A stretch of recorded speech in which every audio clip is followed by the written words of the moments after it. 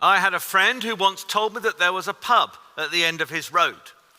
And if he went for a drink after work, it took him 5 minutes to walk there. At the end of the evening, after several beers, it might take him 25 minutes to walk home. The difference, he said, was staggering.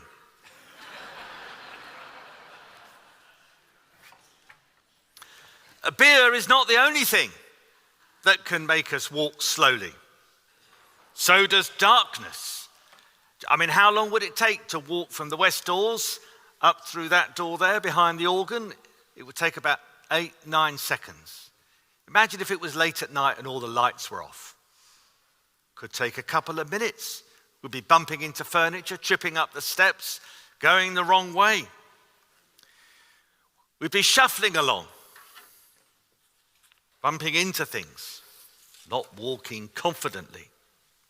And I want to take a few moments to draw a contrast between walking in the dark and walking in the light. It's a contrast made by the prophet Isaiah, who in the reading that we've just heard said this: "The people who walked in darkness have seen a great light." And that Old Testament prophecy is fulfilled in the gospel reading we heard from St. Matthew. With the coming of Jesus, the light of the world. In the gospel, we see how the disciples in the company of Jesus don't shuffle or stumble. They stride out in faith as they walk in the light. And the gospel reading is presented to us as a fulfillment of that prophecy from Isaiah. The gospel writer invites us to make the link. Nazareth, where Jesus made his home, is in the land of Zebulun, and Capernaum, which became the unofficial HQ of Jesus' ministry, is in Naphtali, both towns mentioned in Isaiah's prophecy. And John, in his gospel, makes explicit the promise that the light has come. In the great prologue to his gospel, he writes this: "In Jesus Christ was life, and the life was the light of all people. The light shines in the darkness, and darkness did not overcome it." Jesus himself said, "I am the light of the world. Whoever follows me will never walk in darkness, but will have the light of life." The disciples who Jesus calls by the Sea of Galilee were not called to walk in darkness. They were called out of darkness to walk in and with the light of life. And look how Jesus calls them. Of course, if Jesus was English, he would have politely inquired whether they were available to follow him. You know, if there's nothing else to do, if there's nothing more important, don't worry, you can come whenever. But if it's nothing, perhaps you might just come and walk with me. No, there's none of that English nonsense in the gospel. Jesus commands them, simply, follow me. And how do they respond? Do they ask for time to think about it? Do they stop to clean their nets? No.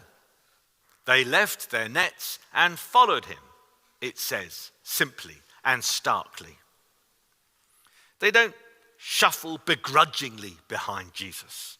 They stride out in faith. They are walking in and with the light. So what's the difference between walking in the darkness and walking in the light? Well, first, there's a purposefulness we can see in the disciples as they strode out in faith. It says, immediately they left their nets. They had a sense of purpose. They knew where they were going. Jesus had a job for them to do. They were called to be fishers of people. And that's a phrase that's been interpreted in many different ways over the years. And it's important to understand that that charge given to Jesus' first disciples is also the call upon us as we seek today to follow Jesus, to walk in his light and life. So how do we see ourselves as fishing for people? Well, here's a little story that might go some way to answering that question.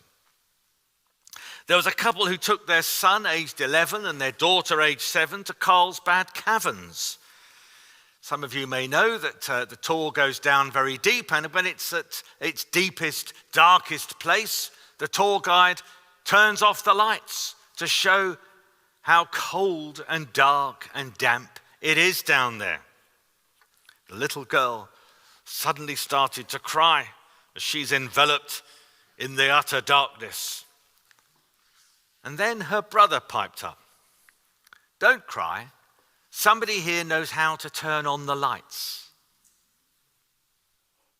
The call on us as followers of Jesus is to let people know that the light has come. We are not abandoned in the dark. Death and darkness will never have the final word. We know that someone has come to turn on the lights. And we are called, as followers of Jesus, to witness to that fact. The disciples stride out confidently because they trust Jesus. They responded positively to his call because implicitly they saw they could put their trust in him. They don't walk fearfully. And trust is the opposite of fear. We see that in our psalm that the choir sang for us so beautifully. "The Lord is my light and my salvation. Whom then shall I fear?" it says. The disciples trusted Jesus and there was no fear in their walk. Walking in the light makes us aware of others. Darkness is lonely and isolating. We all feel alone in the dark. But as people of the light, we're conscious that we walk with others. Peter and Andrew were soon walking with James and John, and very quickly a whole new alternative community was born of Jesus' followers that still stretches now all over the world. And what an undramatic beginning to such an important and significant and long-lasting movement. It all begins with these 4 fishermen called by the sea, 4 ordinary fishermen Jesus calls to walk with him. Those called to follow Jesus were never, still today, aren't called to be particularly special. They're not called because they're holy. They've always been ordinary people who respond to the call of Jesus to put their trust and faith in him, to walk in his light. The season of Epiphany that we're in now reminds us that the light of the world has come. A light that has shone for 2,000 years and not lost any of its luster. It still shines as bright. Still offers the same power that was offered to Jesus' first disciples and followers. The light beckons us to walk without fear into the world, building God's alternative kingdom.